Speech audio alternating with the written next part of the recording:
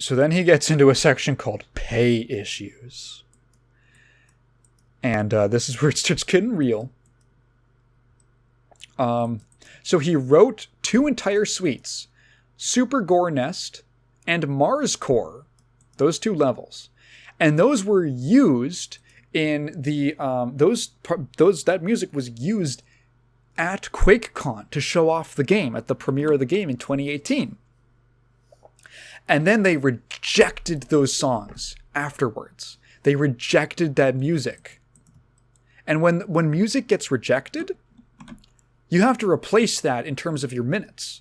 So if you write, 5 minutes of music and they reject it, you have to write another 5 minutes of music. It doesn't count, the stuff that got rejected, to hit your 142, in this case, minute quota, essentially. And so they didn't want to pay him for work that he'd done and they'd used in marketing. And he was like, what the fuck? So that's usage. You're using it in marketing. They owed me compensation. In this case, they caved. So they actually did pay him, but they didn't want to, which is a fucking huge dick move. As development continued, they grew reluctant to approve anything I delivered. The audio team, they just they keep rejecting everything, and he's not being paid. If he doesn't get approved, he's not getting paid. So he turns in, let's say, 10 minutes, and he gets 10 minutes worth of payment.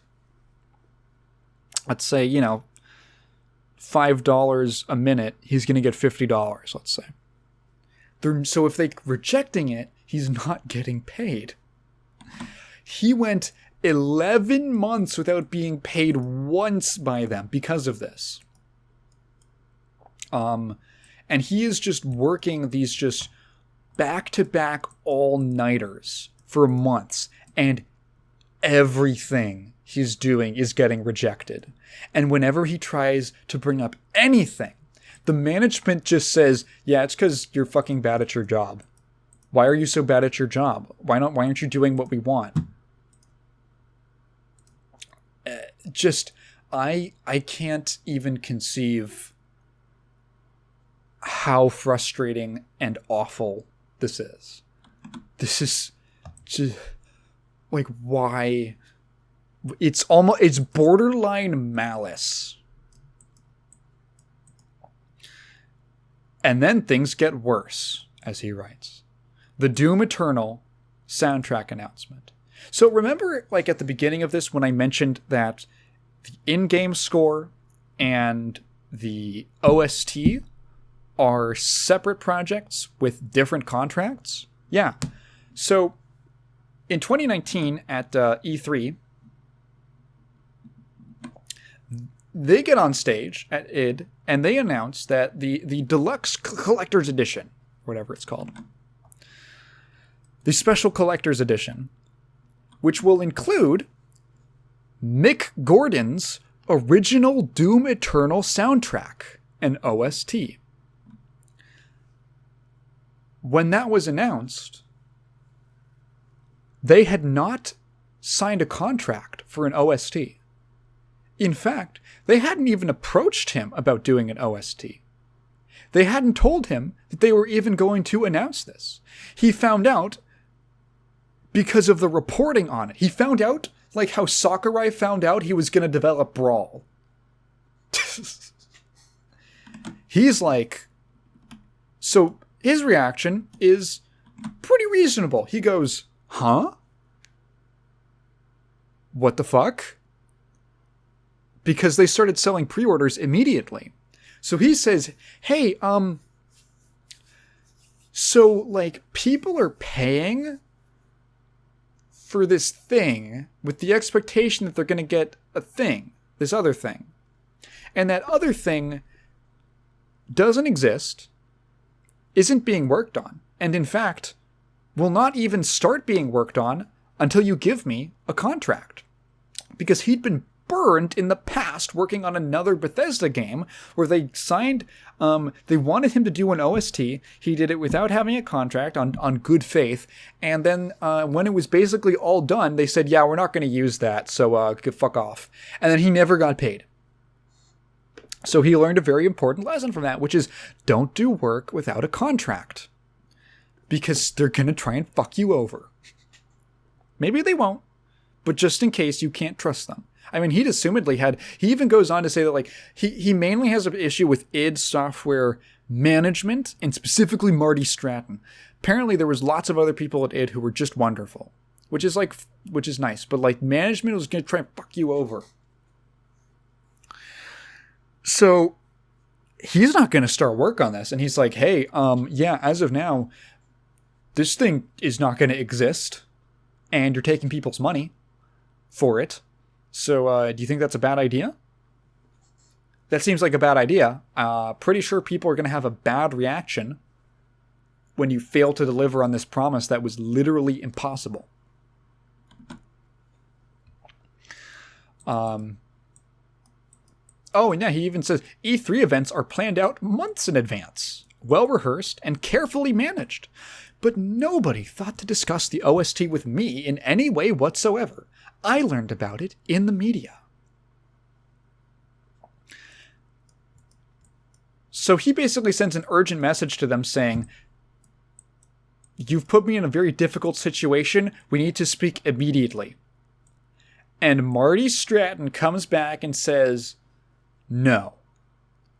We're not going to write you a contract.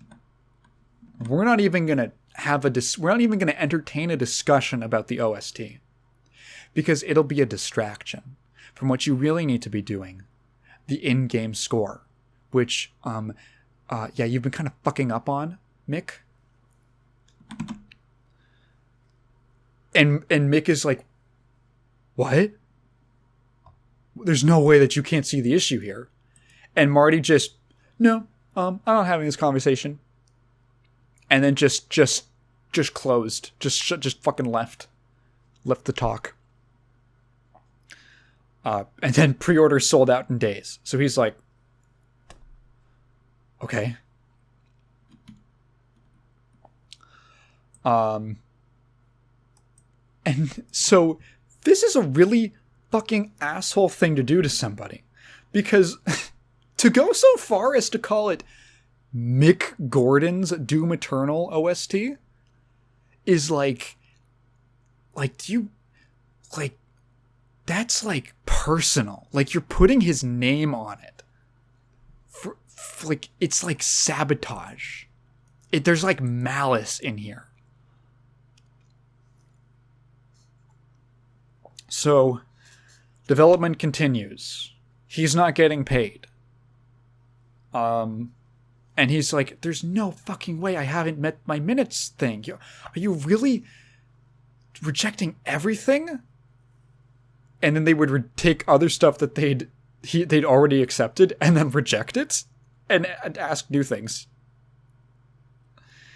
And when he tries to make any kind of demand or try to stand up for himself, they basically do they gently imply that they're going to sue him. So he's actually considers suing, but he's like, fuck, I can't, he was worried he would lose more by walking away than staying, essentially is how he describes it. Because they put him in a shitty fucking situation. If he walks away, it's going to look terrible for him. Like, oh, you promised to do an OST and then you just left the game? What the fuck, dude? Like, it's all going to be pinned on him. So the game gets delayed 6 weeks from the release date. And he's like, oh, okay. We have a 5-month extension now. And he's like, it was a good call. He said because Bethesda didn't want a repeat of Fallout 76. So he's like, it was a good idea to delay it, and hey, maybe it'll give me some more time to work on this fucking game. And then they start rejecting more stuff that he'd already submitted. no, we need more stuff. He's experiencing a lot of issues. And he's like, dude, like with his family, his personal life, he's been sleeping in the office for months. He hasn't seen his family fucking like, so, because he's working all the time. And when he says, I need to be paid now, they say no. And this is fucking like, okay. Trigger warning if you've worked in retail or with a shitty manager. According to them, I was the one being difficult. The word they used was ball ache. And they urged in no uncertain terms to carefully consider the destination my protest would lead to. Oh. This is like, Mick Gordon is a saint for not like ordering a hit on whoever said that to him. There are very reasonable, rational people who would fucking snap if you haven't been paid in 10 months and they're fucking you over and they're going to smear your name by announcing things and putting your name on it that you haven't done yet. And you bring up the fact that you need to get paid because you haven't been paid in 11 months and they call you a ball ache.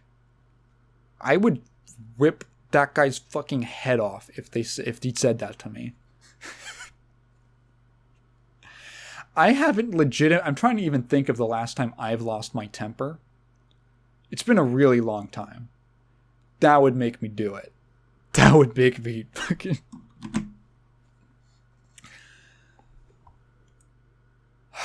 So he fucking toughs it out. He gets paid. Eventually. At the end of the month, he gets paid.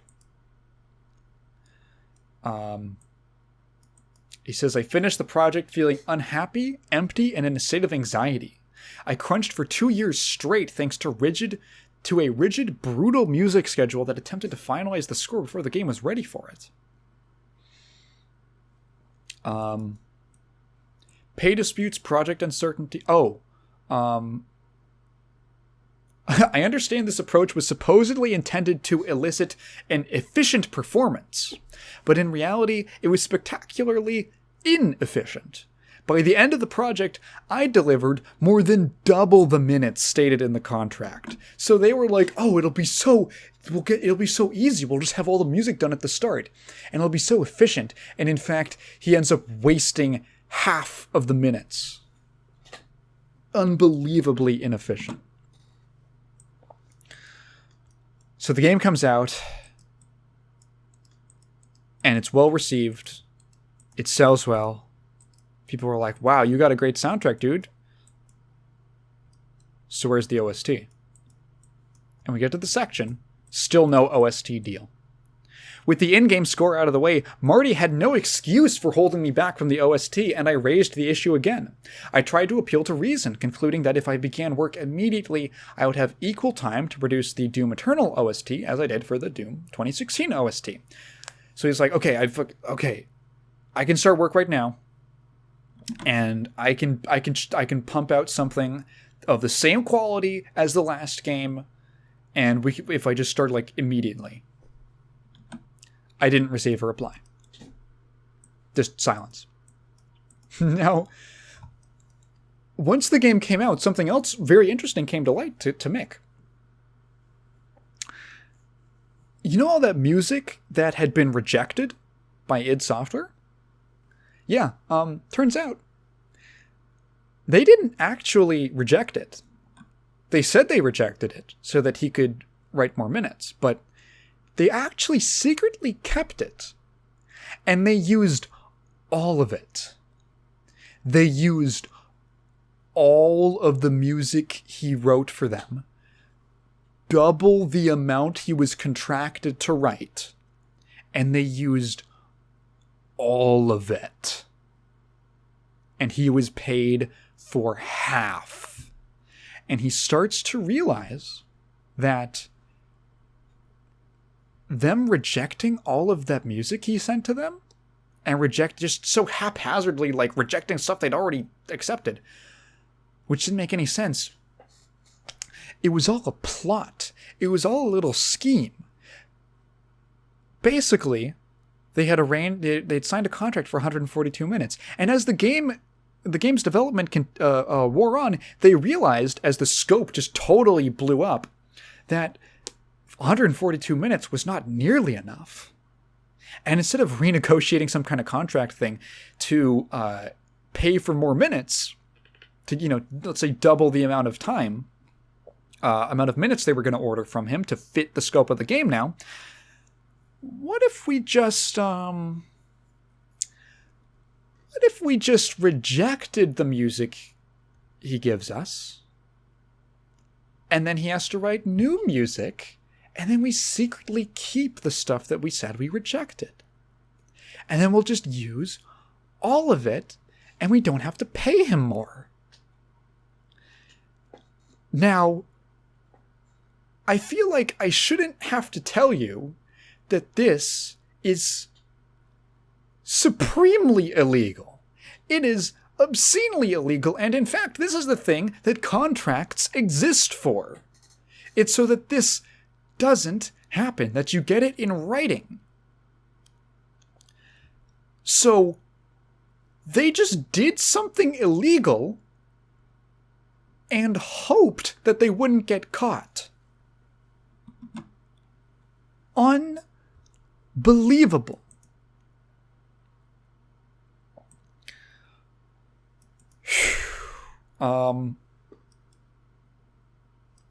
Here we get to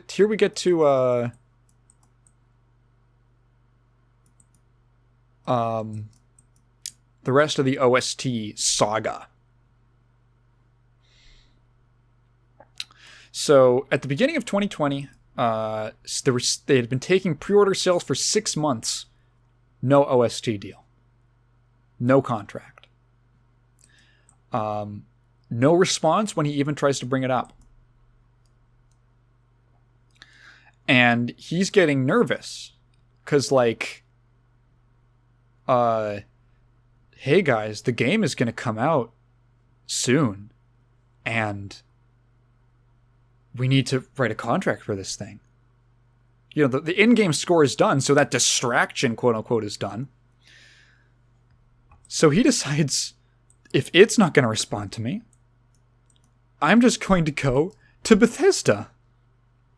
And he has the screenshot of the email he sent to the Bethesda higher-ups. And it says, I was hoping we could chat about a soundtrack for Doom Eternal. I've raised the topic of a soundtrack discuss with the id Software team numerous times ever since it was announced at E3 2019, but my attempts haven't been met with much enthusiasm. As release is only a few short months away, I wanted to reach out to you directly to see if we could get this thing off the ground. I'd really love to pour some time and energy into a soundtrack release that is worthy of the Doom name, and we still have time to make it an awesome release. I'd love to hear your thoughts, and I'm more than happy to jump on a call to talk it through if that's easier. Really hoping we can do something great with this one.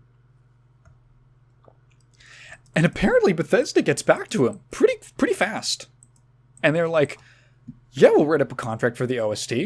Probably because they sort of put the pieces together that when he lays it out next to them,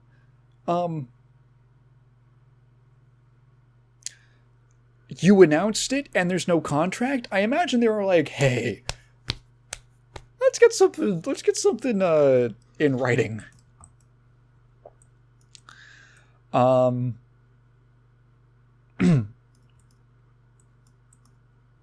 So he sends a demand for a contract for basically they start working the contract negotiations. Bethesda agreed to pay for the album, but insisted. Oh, okay. So this was something that had happened in 2019. This was, remember how I said that he had gotten screwed over on a game OST that he was never under contract for? That game came out in 2019. October of 2019. So it's around this time that he really wants to get fucking paid for that. So, in the same discussion, he asks if they can, like, hey, can I get paid for that? And they say, sure, but can we consolidate it into the Eternal OST contract? So we'll pay you for both. Excuse me. Excuse me. So we'll pay you for both, but it's going to be in one contract. So there's a whole section on the negotiations. He says that he wanted the album to be similar to the Doom 2016 OST, a comprehensive album of 30 tracks and a runtime of over 2 hours. Marty would later claim that this was the agreed deal, but that is entirely false. In fact, the suggestion was shot down within a matter of hours because it was evident to me and everyone else actually involved in the discussions that there simply wasn't enough time or budget to make it work. So instead of a full 30-track album, they settle on 12 songs. 12 songs is enough. Okay, it's doable. On March 7th, 2 weeks before the game's release, Bethesda sent me draft terms for my review. The terms stated, I would produce 12 songs for inclusion in the OST. All 12 songs were selected by id Software. id Software had final approval. I was required to hand over all my source files such as stems, raw assets, mix sessions, etc. And the deadline is April 16th. Bethesda told me that the April 16th deadline was ideal, but if I needed more time, they would be happy to amend the contract later. The deadline was therefore considered flexible, but as an incentive, they offered a bonus if I finished by April 16th. So, hey, no biggies, we're gonna work with you. Bethesda's being actually quite nice here. They also assured me the contract would include payment for the other OST I produced in 2015. Next section. The OST was delayed before I had a contract. So, March 7th, they send him the terms for the contract. They haven't signed the contract yet. It hasn't been finalized. But they send him the terms. March 11th, only a few days later, they announced that the album wouldn't be out on March 20th as promised. No new release date was given because there wasn't one. I still hadn't received the contract. It's just the terms. ZeniMax sent me the agreement on March 18th, just 48 hours before the game's release. Marty would later claim the agreement was finalized in January, implying I was under contract for a much longer period. That is a lie. And he has an attached screenshot of the email which was sent out on March 18th. So he has 29 days to make 12 songs for this OST. I agreed to the terms and all parties. There's a little bit of foreshadowing. I couldn't see any obvious warning signs that things would derail so terribly. So he agrees. And he's like, okay, 4 weeks of just, we're going to put our nose to the grindstone. So he gets no direction from id about the actual content of the OST. He's just, it's all him. It's all him making all the decisions. So he starts putting together something that he thinks is going to work. So he said, actually, when he's on his own, making his own decisions and he knows what to do, went pretty smoothly, according to him. He finished half the album after 2 weeks. Hey, not bad. Okay, he's on schedule. Then on April 3rd, 13 days before the deadline, I received an email from Marty Stratton. So Marty's email stated, contrary to what Bethesda had told me, that the April 16th date was now absolutely necessary. And that's because there were consumer protection laws in some territories that meant anyone who purchased the collector's edition was entitled to a full refund if they didn't receive the OST by the 20th.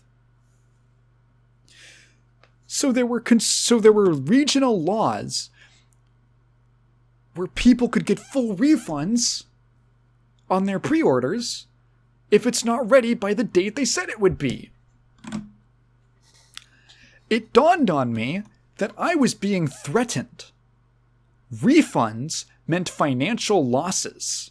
Marty was saying, in his view, that I was legally liable for any loss id Software suffered due to customers claiming refunds over a late OST. If it wasn't ready in 13 days, they would come after me. I did the numbers in my head, and the thought was terrifying. I couldn't understand why Marty hadn't told me sooner. If I had been made aware of the consumer protection issue before signing the contract, I would have refused to do the OST. And he suspects that that was intentional, that they'd known about this, and they had chosen not to tell him, probably because no sane person would take on that incredible risk. But they basically put him in another fuck yous type of situation. Here's where it gets funny. So Marty reveals that they had gotten their lead audio designer Chad Mossholder to make an alternative OST by cutting together songs using edited chunks of the in-game score. So Mick is like, okay, I get it. Maybe we can work together on this. Marty doesn't say anything. Chad Mosswood contacts him and says that his album of just edits was almost complete. He sends it over for Mick to review, just to hear it. And it was 70 tracks. It was 70 tracks. And it's fucked up. So first of all, he had been, based on metadata from the audio files, these had been started, he'd started work on these as far back as August 2019, 6 months before Mick Gordon got the OST contract. So they were gearing up for Mick being unable to do it. So he's got the receipts, he's got the documents.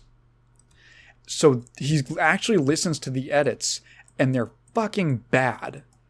Completely not up to professional standards. Clicks. So eyeballed. The edits had been eyeballed in a slap. He's basically just taking random bits of audio and songs, just putting them together.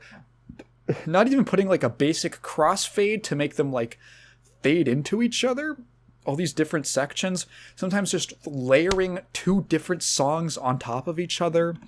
It isn't mixed properly. There's clicks, there's popping, there's clipping, weird tempo changes, weird gaps, weird transitions. He says some quote-unquote songs were just seamless loop files ripped directly from the game's Wowise package. So, some of them aren't even edits.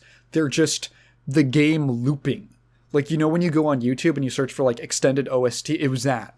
It was just that. It wasn't a hand-crafted album song of making an actual song out of it. So he's like, what? This is really bad. And they're still putting his name on it. So he has 8 days.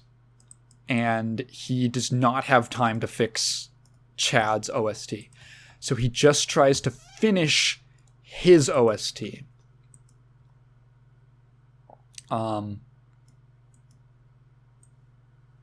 So he finished this Easter weekend. So he doesn't get time to spend with his family. No, he doesn't get to have Easter dinner or anything. He's crunching 18 to 20-hour days and sleeping under his desk.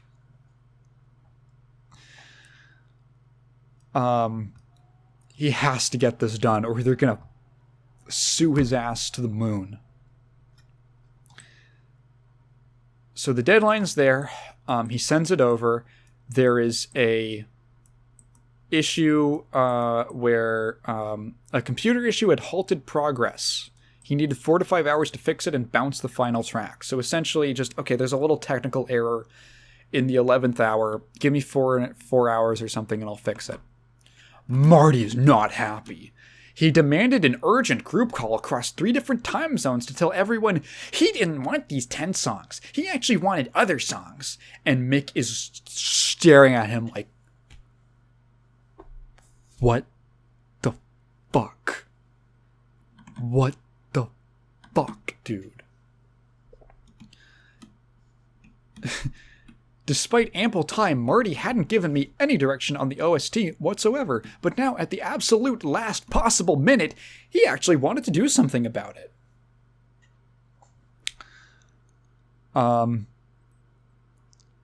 Mick says he shot back that their rapidly crunching schedule and imminent deadline meant it was too late for a change in direction, and that I'd prefer to use the little time remaining to work on the music rather than entertain his sudden, last-minute interest in the OST.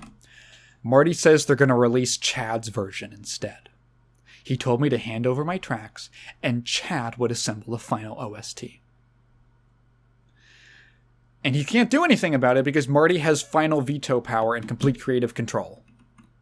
And he's like, okay, Chad's stuff is kind of bad, but I'll give you the files. I'm kind of worried. And then he just kind of waits. He gets paid on time, including the bonus he got for being on time with the deadline. And according to him, got paid for that other OST. So that was taken care of, thanks to Bethesda. He never got to hear the actual finished version of the album. So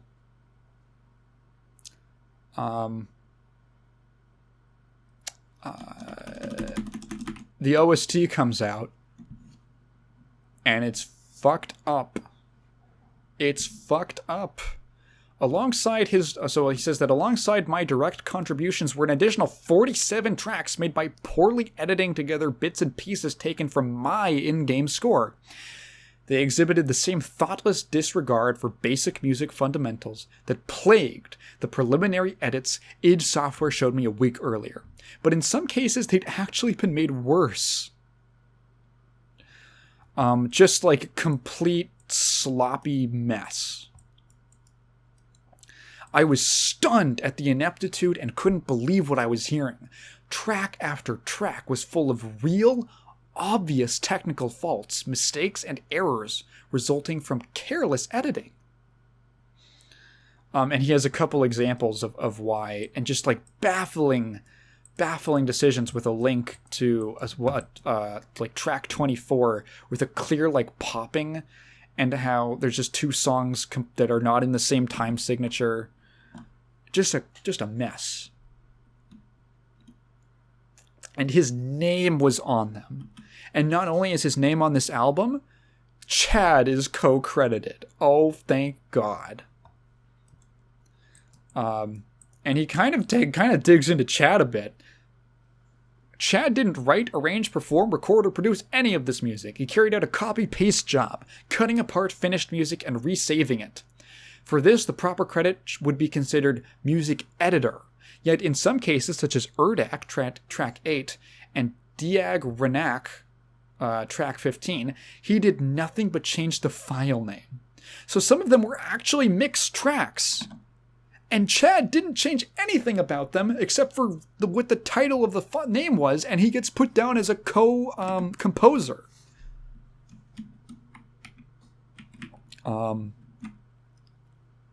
And a lot of this music, hours of rejected demos that he was not paid for. So there's tracks, like he says, like track 59 was a rough idea mocked up in haste for the ending cutscene.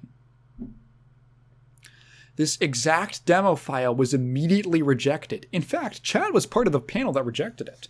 But he included the file on the album and listed himself as a co-artist, despite having absolutely nothing to do with it. More importantly, the song is based on a melody written by Bobby Prince. Yeah, it's called Final Sin Sandy City, which is based off of Into Sandy City, classic Doom track by Bobby Prince, who is not credited anywhere. There's actually a clip of Mick talking about that, how he came up with that idea, and it's like the final cutscene of the game where the Doomslayer is like walking into the burning city, And he was like, and Mick is like, sees this cutscene and he has this idea and he's like, oh,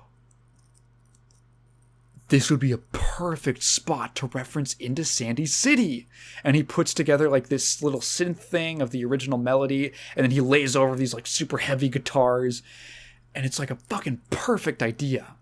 And it's so cool in game. Wasn't paid for it. In fact, it was rejected immediately. So the OST is a disaster. And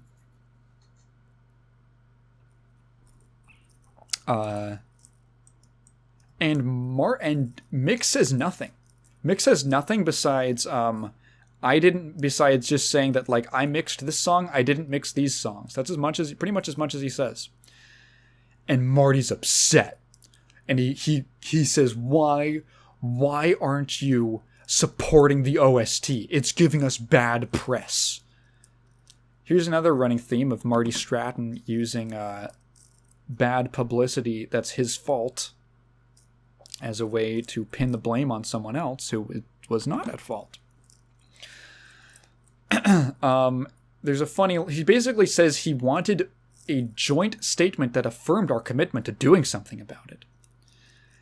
Here's a funny quote. Marty can overwhelm you with the power of his disappointment. So they have this call, and Marty seems kind of diplomatic. And he says, we want to do what's best for all. And Mick takes his word for it. This is actually before the call. Oh yeah, so this is before the call. This was just over like Skype chat. As soon as the call starts, he writes down the quote, "Frankly, we're too fucking nice." And Marty just chews him out and just like, you're such a fucking, my God.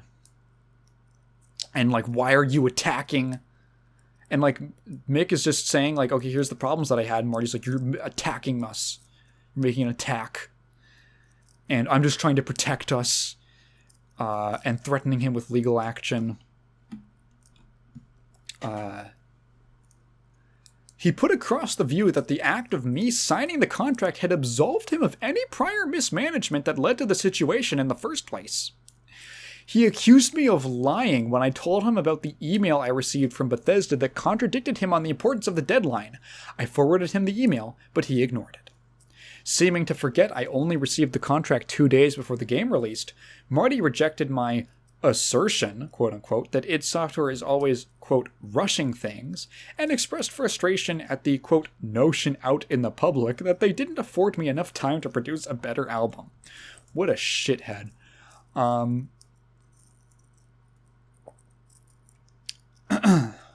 So they have an argument where he's like, why did you do that? And he's like, I didn't. You did that.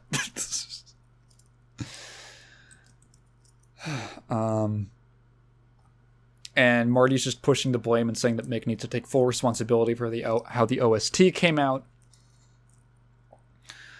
Mick finally agrees, okay, we'll have a joint statement about it, and we're going to figure out what we're going to do. Marty, before the call is over, says that he would send Mick a draft of that statement the following morning.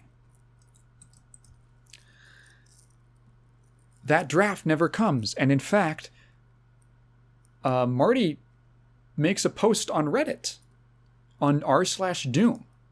Now, that's weird because official statements were not usually given on the Doom subreddit. It's not official. It's run by, it's just run by fans. There are companies like fucking. The Hololive subreddit it used to be fan run and is now technically official. It has like fan moderators, but there's, I think, but it's like there will be official announcements made on there from company representatives. That's not the way that the Doom subreddit works. And Marty had not made a Reddit post in 3 years. So he takes to Reddit to write this whole post about how Mick is such a lazy artist and just he was so difficult to work with and all this stuff. And Mick sees this and is just dumbfounded. He says he couldn't believe what he was reading. He's like, we just agreed to a joint statement.